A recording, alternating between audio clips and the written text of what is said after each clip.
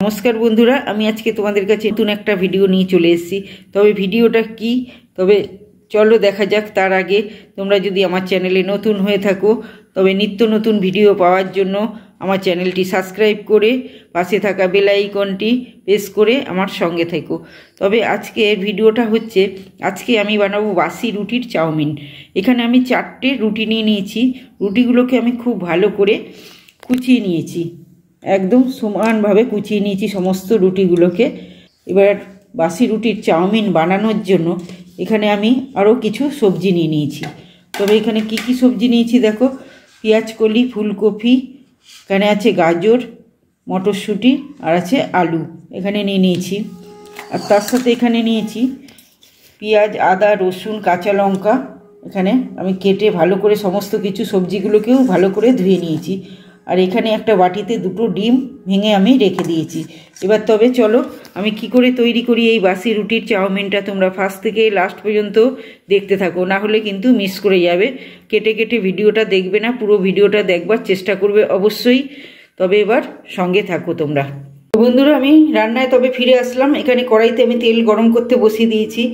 তার আগে আমি এখানে ডিমটাকে একটু কিমা করে রেখে দিয়েছি। এবার তবে চলো দেখা যাক। কড়াইতে তেলটা গরম হয়ে গেছে। প্রথমে আমি রসুন আর আদার কুচোটা দিয়ে দিচ্ছি, দিয়ে একটু নাড়াচাড়া করে নিচ্ছি। রসুনটা দিয়ে একটা ভালো সুগন্ধ বেরিয়ে গেছে। রসুন ভাজলে তো সেন্টটা খুবই সুন্দর ছাড়ে। এবার আমি পেঁয়াজ আর কাঁচা লঙ্কাটাকে দিয়ে দিচ্ছি। এটা দিয়ে আবার খুব ভালো করে নাড়াচাড়া করে নিচ্ছি। এই রেসিপিটা হয়তো অনেকের কাছেই অজানা, আবার অনেকেই জানো, কিন্তু আমি একটু অন্যরকম করেই তৈরি করছি এটা, তাই তোমাদেরকে দেখাচ্ছি আমি কি করে এই বাসি রুটির চাউমিন বানাচ্ছি। আর সকালে টিফিন নিয়ে তো প্রচণ্ড সমস্যা হয়, কোন দিন কোনটা কি খাবো চিন্তা হয়ে যায়। কিছু থাকলেও জ্বালা, না থাকলেও জ্বালা, কি বানাবো সকালবেলা প্রচণ্ড সমস্যা হয়ে যায়। তাই আজকে আমার মাথাতে এটা চলে আসলো যে রুটিগুলো বেকার ফেলে না দিয়ে আজকে কাজে লাগিয়ে ফেলি। পেঁয়াজগুলো লাল লাল করে ভাজা হয়ে গেছে। এবার সমস্ত সবজিগুলো আমি কেটে ধুয়ে জল ঝরিয়ে রেখে দিয়েছিলাম, এবার আমি এর মধ্যে দিয়ে দিচ্ছি। দিয়ে একটু ভালো করে নাড়াচাড়া করছি। এখানে আমি নুন আর হলুদ একসাথে অ্যাড করে দিলাম। দিয়ে সমস্ত সবজিগুলোকে আমি কিন্তু ভালো করে ভেজে নেব। কিছুক্ষণের জন্য এটাকে ভাজতে দিয়ে দিলাম।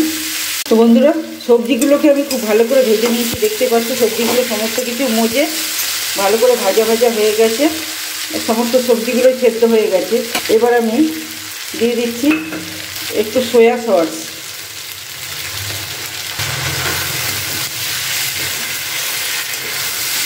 এরপরে দিচ্ছি একটু গোলমরিচের গুঁড়ো। এটা দেওয়ার পরে খুব ভালো করে মিশিয়ে নিচ্ছি। এটাকে মিশিয়ে নেবার পরে এবার যে আমি রুটিগুলোকে কেটে রেখেছিলাম, এবার রুটির কিমাগুলোকে আমি এতে দিয়ে দিচ্ছি। দিয়ে খুব ভালো করে কিন্তু আমি এটাকে মিশিয়ে নিচ্ছি।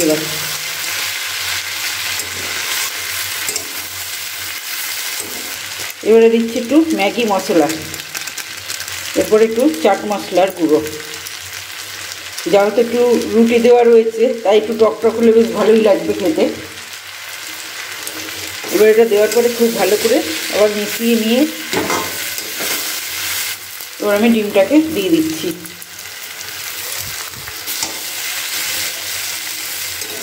ডিমটাকে দিয়ে খুব ভালো করে এটাকে নাড়াচাড়া করে নিচ্ছি। আর একটু নাড়াচাড়া করে নিচ্ছি, করে নিয়ে তারপরে ফিরে আসছি। বন্ধুরা, রুটিগুলোকে দেওয়ার পরে আমি খুব ভালো করে নাড়াচাড়া করে আর একটু আমি ভালো করে ভাজা ভাজা করে নিয়েছি। এবার আমি দিয়ে দিচ্ছি কুচিয়ে রাখা কিছুটা ধনেপাতা, দিয়ে খুব ভালো করে আবার নাড়াচাড়া করে নিচ্ছি। এটাকে নাড়াচাড়া করে আমি ভালো করে নামিয়ে দিচ্ছি। আমার রেসিপিটা কমপ্লিট হয়ে গেছে। তো বন্ধুরা, আমার রেসিপিটা কমপ্লিট হয়ে গেছে। আমি কড়াইয়ের থেকে একটা প্লেটে নামিয়ে নিয়ে চলে এসেছি। একদম গরম ধোঁয়া উঠছে, তোমরা দেখতেই পাচ্ছ।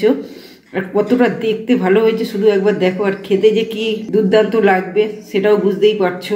তাই অবশ্যই তোমরা বাড়িতে ট্রাই করবে। আর আমার ভিডিওটা যদি ভালো লেগে থাকে অবশ্যই তোমরা লাইক কমেন্ট শেয়ার করতে কিন্তু ভুলো না। দেখা হচ্ছে আবার অন্য কোনো ভিডিওতে। ততক্ষণ তোমরা ভালো থেকো, সুস্থ থেকো।